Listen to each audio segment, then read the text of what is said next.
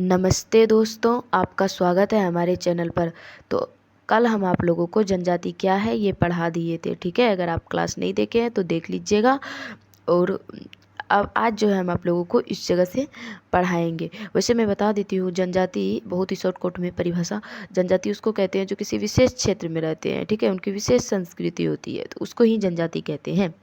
कह रहे जैसा कि हमने इस अध्याय में उल्लेख किया है, लोक और जनजाति परंपराओं तथा मुख्य विचारधाराओं के बीच निरंतर संपर्क होता रहा है।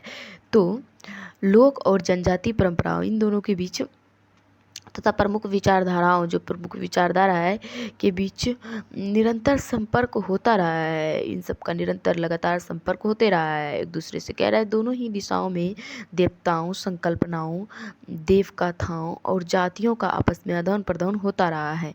इन सब का, जाति का, लोक कथाओं का, संकल्पना का आदान प्रदान होते रहा है। उदाहरण के लिए परंपरा के अनुसार पूरी ओडिशा के भगवान जगन्नाथ मूल रूप से जनजाति देवता थे। तो कह रहा है उड़ीसा के जो भगवान जगन्नाथ है ये मूल रूप से जनजाति देवता थे। देवी माताओं के जिन विभिन्न रूपों की पूजा की जाती है उनके लिए भी यही बात कही जा सकती है। तो देवी माताओं के जिन विभिन्न रूपों, जिन अलग अलग रूपों की पूजा की जाती है उनके लिए भी यही बात कही जा सकती है। अब आगे कह रहा है आपका, कुछ जनजातियों में हिंदू, एक मिनट, हाँ अब ठीक है, कुछ जनजातियों में हिंदू देवों को काफ़ी समय पहले ही अपना लिया गया था।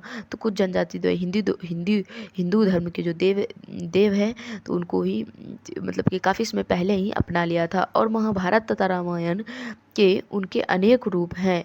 और महाभारत रामायण के उनके अनेक रूप है। यह भारत के पूर्वोत्तर के राज्यों से लेकर तमिलनाडु तक बहुत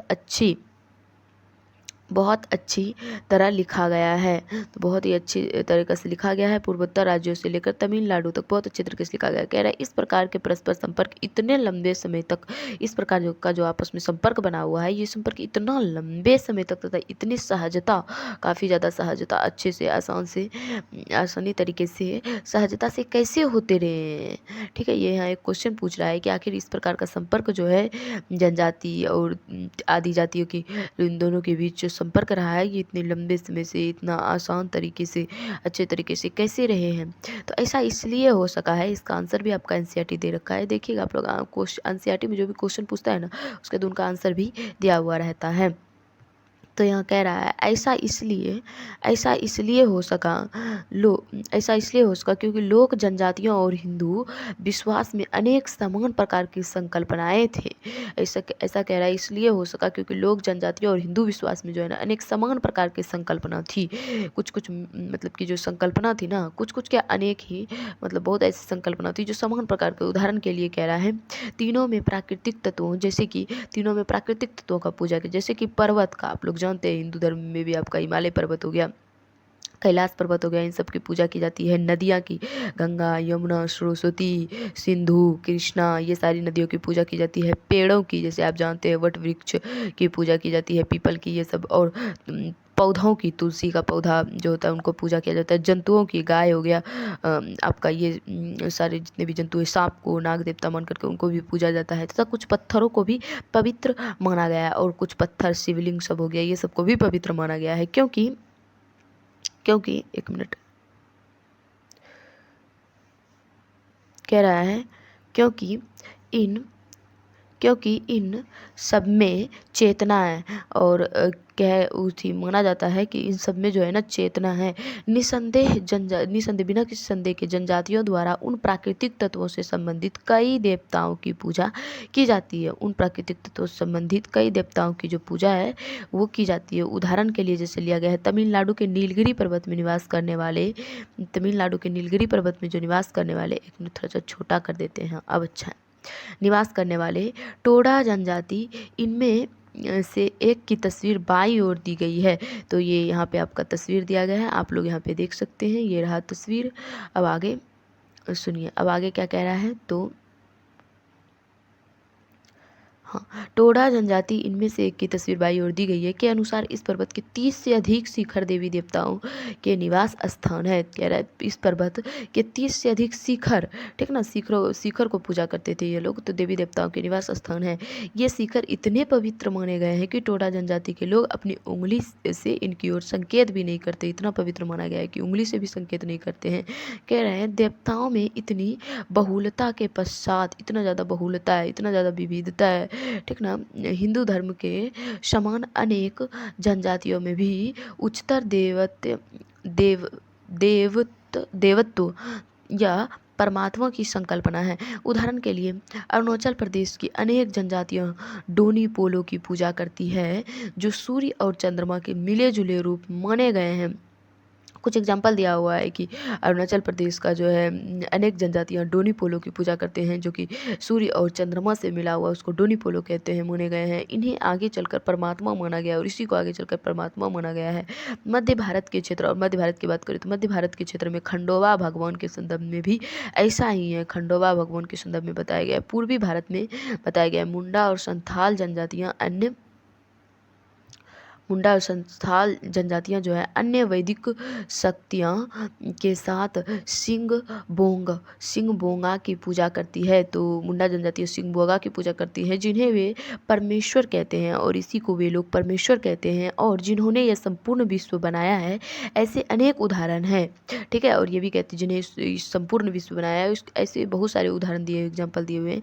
कह रहा भारतीय समाजशास्त्री आंद्रे बेते के बारे में, आंद्रे बेते का क्या कथन है, जरा सा इसको आप लोग ध्यान से सुनिएगा। तो आंद्रे बेते ने इस स्थिति के बारे में कुछ इस तरह बताया है। आंद्रे बेते ने क्या बताया, जरा आप लोग सुनिएगा, क्योंकि ये क्वेश्चन आपके चैप्टर के पीछे पूछा गया है इस चैप्टर में, ठीक है ना, कि आंद्रे बेते के कथन के बारे में बताना है। तो इसीलिए आप लोग जरा ध्यान से सुनिएगा, तभी आंसर कर पाइएगा, अन्यथा दिक्कत होगी।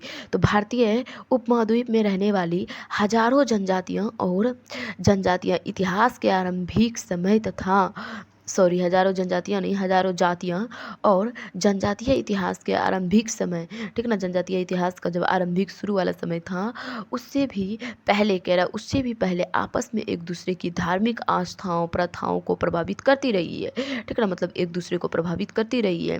जितने भी आस्था है उसका जो प्रथा है एक दूसरे को प्रभावित करती रही है। जनजातीय धर्मों पर हुए हिंदू दर्शन के प्रभाव को व्यापक रूप से स्वीकार किया गया है, और कह रहा है कि जनजातीय धर्मों पर हिंदू दर्शन का काफ़ी व्यापक रूप से, मतलब एक तरह से बड़े तौर तरीके से समझे तो प्रभाव हुआ है। किंतु यह भी सत्य है कि न केवल इसके निर्माण के चरण में बल्कि इसके पूरे विकास क्रम में हिंदू दर्शन जनजातीय आस्थाओं को प्रभावित हुआ है। कह रहा है सिर्फ निर्माण के क्रम में ही नहीं, उसका विकास के क्रम में भी बताया गया है कि प्रभावित हुआ है। विकास के क्रम में भी हिंदू दर्शन जनजातीय आस्थाओं से प्रभावित हुआ है, और हिंदू दर्शन जो है ये मतलब कि विकास के क्रम में भी जनजातीय आस्थाओं से प्रभावित हुआ है। जनजातीय से मतलब सीधे तौर पे अगर कहे तो यहाँ बताया जा रहा है कि जनजातियाँ जो है ना, जो अलग अलग जातियाँ हैं उनसे भी, और हिंदू दर्शन की बात करें खास करके, कह रहा है हिंदू धर्म, ठीक है ना, यहाँ आपके बुक में धर्म को नहीं इंडिकेट किया गया है, दर्शन को इंडिकेट किया गया है, ठीक है। जैसे कि आप लोग पहले भी देखे, जैन धर्म वहाँ नहीं लिखा था, बौद्ध धर्म नहीं लिखा था, बौद्ध मत, जैन मत, बौद्ध दर्शन और जैन दर्शन, ये सब वर्ड का इस्तेमाल किया गया, मत और दर्शन का, ठीक है, धर्म का नहीं, और इसके बारे में हम आपको बताए भी थे।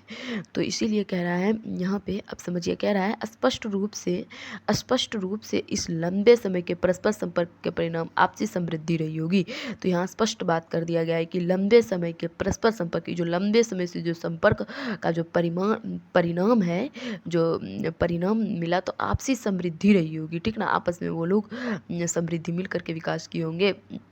अगर हम सीधे तौर पे बोले तो यहाँ कह रहा है कि कुछ जनजातियों के धर्म हिंदू दर्शन के लोगों ने भी अपनाया है, और कुछ हिंदू दर्शन के लोग के धर्म जो है वो जनजातियों ने भी अपनाए हैं, जो उनकी संस्कृति है, जो उनके रीति रिवाज है। तो मतलब आपस में कहे तो दोनों पे काफ़ी ज़्यादा दोनों को प्रभावित दोनों एक दूसरे से हुए हैं। कह रहा है इस प्रकार लोक और जनजातीय मान्यताओं और प्रथाएं लोक और जनजातीय मान्यताएं और प्रथाएं भारत के सांस्कृतिक जड़ों में महत्वपूर्ण स्थान रखती है। तो भारत के सांस्कृतिक जड़ों में ये सारी चीज़ें महत्वपूर्ण स्थान रखती है, भारत की जो सांस्कृतिक जड़ है। कह रहा है हम अगले अध्याय में इस विषय की और भी विस्तार से बताएंगे। तो हम अगले अध्याय में इस विषय को और ज़्यादा विस्तार से डिटेल से बताएंगे। तो आज इतना ही रहने दीजिए, और आप लोगों का होमवर्क क्या है, कुछ हम होमवर्क देते रहेंगे ताकि आप लोग मन लगाकर पढ़ें। तो आगे बढ़ने से पहले जो है इसको आप लोग पढ़ लीजिएगा। वैसे ये सारी बातें चैप्टर में ही दिया गया था, हम आप लोग को पढ़ा दिए, लेकिन एक बार ये कुछ पॉइंट्स में दिया गया है कि इस चैप्टर में समरी टाइप में, तो इसको आप लोगों का काम है कि इसको पढ़ करके आना है। तो आज इतना ही रहने दीजिए। अगर आपको इस वीडियो से लाभ हो रहा है तो ईमानदारी पूर्वक एक लाइक ज़रूर कर दीजिएगा।